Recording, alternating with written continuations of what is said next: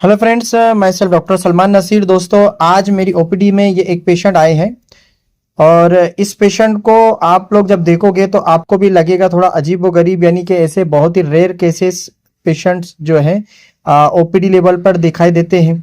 तो ये जो पेशेंट है उसको इस तरह की जो तकलीफ है या जो कंप्लेन है ये बहुत रेयर होता है। तो इसे हम लोग दोस्तों पेक्टस कैरिनेटम कहते हैं। तो 15 साल का ये बच्चा है दोस्तों और यूनिक कंडीशन के साथ आया है। उसकी जो छाती है या हड्डी है यानी स्टर्नम आगे की तरफ उभरी हुई है। तो आज मैं आपको इस वीडियो में यही बताऊंगा कि ये कंडीशन क्या है, क्यों हो जाती है, इसके सिम्टम्स क्या मिलेंगे, इसमें क्या डायग्नोसिस किया जाता है और सबसे इंपॉर्टेंट चीज मैं आपको ये भी बताऊंगा कि इसका ट्रीटमेंट क्या होता है। तो इसलिए दोस्तों इस क्लिप को आप जरूर लाइक कीजिए, चैनल को हमारे सब्सक्राइब कीजिए। दोस्तों, सबसे इंपॉर्टेंट चीज इसके हम कॉजेज जानते हैं, यानी क्या कारण से हो जाता है। तो सबसे पहले ये याद रखिए कि ये जेनेटिक कंडीशन भी हो सकती है जो फैमिली हिस्ट्री से जुड़ी हो सकती है, लेकिन इसके अलावा मार्फन सिंड्रोम, एलर्ट्स डैनलॉस सिंड्रोम इस जैसे जेनेटिक डिसऑर्डर के साथ भी ये कॉमन देखी जा सकती है। साथ ही दोस्तों रिकेट्स यानी विटामिन डी की कमी की वजह से भी ये डेवलप हो सकती है, या फिर किसी इंजरी, चेस्ट सर्जरी, यहाँ तक के जो बाईपास सर्जरी होती है उसकी वजह से या कॉम्प्लिकेशंस की वजह से भी हो सकती है। तो इस तरह के इसमें कॉजेज हुए जेनेटिक्स 25% तक के होता है। अब हम बात करते हैं दोस्तों कि ये सिम्टम्स इसमें क्या मिलेंगे। तो ज्यादातर लोगों में ये सिर्फ एक कॉस्मेटिक इशू लगता है, लेकिन सीवियर केसेस में ब्रीथिंग प्रॉब्लम हो सकती है। जाहिर सी बात है, जो प्रेशर होगा तो breathing problem, shortness of breath ये दिखाई देंगी। कभी कभी हार्ट और लंग्स पर प्रेशर की वजह से उनकी फंक्शनिंग भी इंपैक्ट हो सकती है और साइकोलॉजिकल भी जो है इम्पैक्ट देखा जा सकता है, जैसे कॉन्फिडेंस की कमी और सोशल एंजाइटी वगैरह। जैसे पेशेंट्स को भी था कि अभी इनको पता नहीं था क्या हुआ है, जब देखे अचानक तो वो थोड़े से डिस्टर्ब हो चुके थे। अब इसमें डायग्नोसिस क्या होता है, तो इसमें इंपॉर्टेंट यही है दोस्तों, प्रैक्टिकली जो पेशेंट हमारे सामने होता है यानी कि फिजिकल एग्जामिनेशन में ही जो है इसकी डिफॉर्मिटी पता चल जाती है।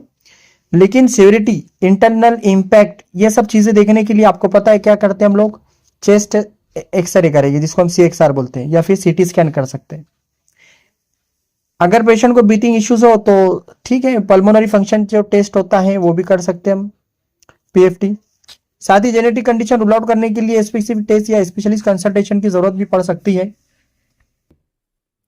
अब इसमें जो जांचें होंगी दोस्तों, जैसे कि मैंने आपको बताया, chest x ray, 3D CT scan, तो ये तो हमको बताएगा। साथ ही इसमें जो है दोस्तों ECG यानी जो इलेक्ट्रोकार्डियोग्राम या फिर इकोकार्डियोग्राफी, तो 2D को भी हम जिसको कह सकते हैं वो भी कर सकते हैं, ताकि हार्ट या लंग्स में अगर प्रॉब्लम का अगर कोई डाउट हो तो वो क्लियर हो जाए। आप जानेंगे दोस्तों हम इसका ट्रीटमेंट, क्या ट्रीटमेंट होता है इसके लिए। तो दोस्तों अब बात करेंगे इसके उपचार की। तो ट्रीटमेंट पेशेंट की एज, डिफॉर्मिटी, सीवियरिटी पे डिपेंड करेगा। जैसे कि अगर नॉन सर्जिकल ब्रेस है, जैसे आप लोग देख रहे हैं, ये ब्रेस स्पेशली बचपन से अर्ली एडोलेसेंट में इफेक्टिव होता है। स्टर्नम और रिब्स को ग्रेजुअली नॉर्मल शेप में लाना पॉसिबल होता है, एक टाइम होता है इसके लिए भी स्पेशल। लेकिन अगर ये नहीं होता है तो फिर सर्जिकल ऑप्शन हमारे पास होता है। सीवियर केसेस के लिए सर्जरी जरूर हो जाती है। तो ऐसे में रेविच प्रोसीजर और मिनिमली इन्वेसिव एब्रेमोजन टेक्निक इस तरह का होता है। तो रेविच में क्या होता है, रेविच प्रोसीजर में स्टर्नम और रिब्स को सर्जिकली रिशेप किया जाता है, और मिनिमली इन्वेसिव एब्रेमोजन में टेक्निक में जो है मेटल बास यूज किया जाता है, जिस डिफॉर्मिटी को करेक्ट कर लिया जाता है। और कुछ साइकोलॉजिकल भी सपोर्ट देना होता है, जैसे पेशेंट को अपने अपेयरेंस की वजह से अनकंफर्टेबल फील करते हैं, उनके लिए काउंसलिंग जरूरी हो जाती है। तो दोस्तों पेक्टस कैरिनेटम के बारे रेयर कंडीशन है, लेकिन इसका टाइमली डायग्नोस ट्रीटमेंट तो पेशेंट्स की लाइफ क्वालिटी, कॉन्फिडेंस दोनों इंप्रूव किया जा सकता है। और अगर आपको ये वीडियो इन्फॉर्मेटिव लगता है तो मेडिकोस लाइफलाइन को आप सब्सक्राइब करना मत भूलिएगा। मैं हूँ डॉक्टर सलमान नसीर, मिलते हैं एक नए इन्फॉर्मेटिव वीडियो के साथ। तब तक अपना और अपनी सेहत का खूब ख्याल रखें। Thank you.